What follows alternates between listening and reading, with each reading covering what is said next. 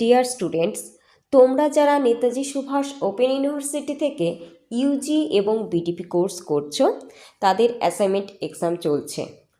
গতকাল রাত থেকে একটি সমস্যা শুরু হয়েছে, যা বুঝতে পারলাম আমি, কারণ আমার কাছেও প্রচুর স্টুডেন্ট পরীক্ষা দেয়।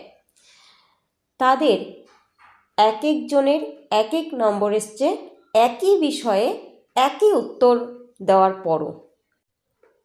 এমন অনেক স্টুডেন্ট আমার রয়েছে, একই উত্তর তারা দিয়েছে, অথচ কারোর 20, কারোর 18, কারোর বা 16, কারোর 14। এতটা ডিফারেন্স, এতটা পার্থক্য। কেন এত পার্থক্য? যদি মেনেও নিলাম যে কারোর হয়তো 1টি বা 2টি প্রশ্ন ভুল হতে পারে, কিন্তু 14 এসে গেছে। ভাবতে পারো যে কতখানি, কি বলবো, কতখানি মানে তার খারাপ লাগার বিষয়। অথচ প্রত্যেকটা উত্তর কিন্তু সে সঠিক লিখেছে। আমাকে যখন সে পাঠিয়েছে তখন দেখলাম প্রত্যেকটা উত্তর সে সঠিক লিখেছে, অথচ সে 14 পেয়েছে। একই উত্তরপত্র অন্য কেউ সাবমিট করেছে, অথচ সে কিন্তু 18 পেয়ে গেছে। এইবার তোমাদেরও হয়তো কারো কারো সাথে এই সমস্যাটা হচ্ছে বা হয়ে চলেছে।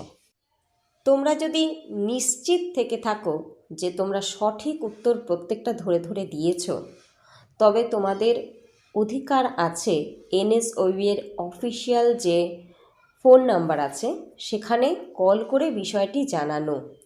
এবং শুধু একজন কল করলে বা 2জন বা কম সংখ্যা হলে সেটা তো তারা কোনো সমাধান করবে না, এটা স্বাভাবিক কথা। সংখ্যাটা বহু হতে হবে। তাই আমি বলবো তোমরা প্রত্যেকেই বিষয়টি বা এই সমস্যাটি অফিসিয়াল যে ফোন নাম্বার তাতে কল করে জানাও। হয়তো কোনো সমাধান বেরিয়েও আসতে পারে, কারণ এটা তো তোমাদের ভুল নয়, তাই না? যে তোমাদের ভুলের কারণে তোমরা নম্বর কম পেলে। আর সময় একেবারে শেষও হয়ে যায়নি, যে পরীক্ষার সময় প্রায় শেষ মুহূর্তে আমরা তখন সাবমিট করছি, এখনও হাতে সময় রয়েছে। তাই আমি তোমাদের বলবো তোমরা অবশ্যই বিষয়টি জানাও।